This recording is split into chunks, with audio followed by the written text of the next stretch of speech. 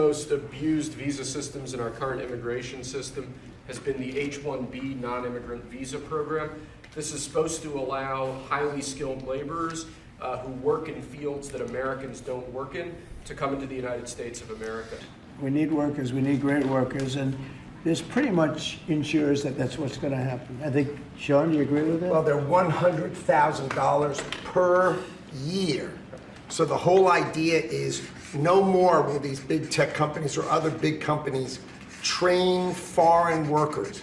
They have to pay the government $100,000, then they have to pay the employee. So it's just not economic. If you're going to train somebody, you're going to train one of the recent graduates from one of the great universities across our land, train Americans, stop bringing in people to take our jobs. That's the policy here, $100,000 a year for H-1B visas, and all of the big companies are on board. We've spoken to them about the gold card. They love it. They love it. They really love it. They need it. H-1Bs are sometimes used by people already in the country legally on other visas or student visas. Does this apply to them or to renewals, or does it only apply to people applying for the first time from abroad? Renewals, first times, the company needs to decide, do they want, is that person valuable enough to have $100,000 a year payment to the government, or they should head home and they should go hire an American. The whole idea, it's annual, and it's for total, it can be a total of 6 years. So $100,000 a year, so either the person is very valuable to the company and America, or they're going to depart and the company's going to hire an American, and that's the point of immigration. Hire Americans and make sure the people coming in are the top people. Stop the nonsense of letting people just come into this country on these visas that were given away for free. President is crystal clear, valuable people only for America. Stop the nonsense. And remember, the country, That's just the fee, right? yeah, Fee to America. the country would rather not have to pay $100,000, but and they'd rather, how do you do that? You hire Americans. So there's an incentive to hire American. But there may be instances where it's better off doing it through expertise or whatever it may be. But they're both unbelievable, whether it's a gold card or anything else that we talked about today. To follow up on the visa question, I think this may be the next thing that you're signing, but for the H-1B visa action that you're doing It's going to today, be next. We'll talk about that. you're very close to the technology Yeah. CEOs. Are they concerned about that? Everyone's going to be happy. And we're going to be able to keep people in our country that are going to be very productive people. And in many cases, these companies are going to pay a lot of money for that. And they're very happy about it. It's companies having a hard time getting people to be able to stay in the country.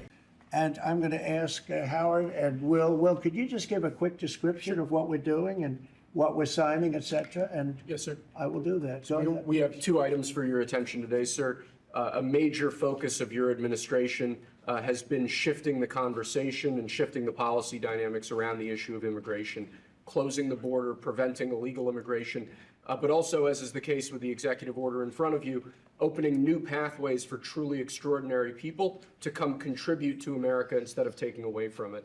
So this executive order is entitled the Gold Card. It will set up a new pathway, a new visa pathway for foreigners of extraordinary ability who are committed to supporting the United States for a payment of $1 million to the U.S. Treasury, or if a corporation is sponsoring them, $2 million by that corporation, and that will give them access to expedited visa treatment as part of this new Gold Card program. And one of the biggest problems we have is that people, they go to the best schools and they do great and they get great marks, and then they're thrown out of the country. You're not allowed to stay. This way, a corporation will be able, sort of like a signing bonus in baseball or football, a corporation will be able to get them to stay in the country. And So historically, the employment-based green card program let in 281,000 people a year. And those people, on average, earned $66,000 a year on average, and they were 5 times more likely to go on assistance programs of the government. So we were taking in the bottom quartile, below the average American. It was illogical. The only country in the world that was taking in the bottom quartile. So what we are doing now is we are going to stop doing that. We're going to only take extraordinary people at the very top. Instead of people trying to take the jobs from Americans, they're going to create businesses and create jobs for Americans. And this program will raise more than $100 billion for the Treasury of the United States of America. Which we'll use for cutting taxes and paying down debt. We think it's going to be very successful. So essentially, we're having people come in, people that in many cases, I guess, are very successful or whatever, and they're coming in, they're going to spend a lot of money to come in, they're going to pay as opposed to walking over the borders, and they may come from jails, prisons, and everything else. These people don't. They're very productive people, and they're going to pay $1 million. The corporation is going to pay $2 million, and it's going to raise billions of dollars, billions and billions of dollars, which is going to go to reduce taxes, pay off debt, and other good things. So, okay, we'll talk about that next, Sarah. Okay.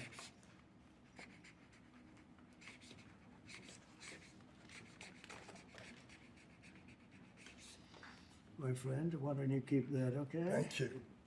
Done such a good job. Okay. It's phase one. John, are you happy? Sure. Thank you.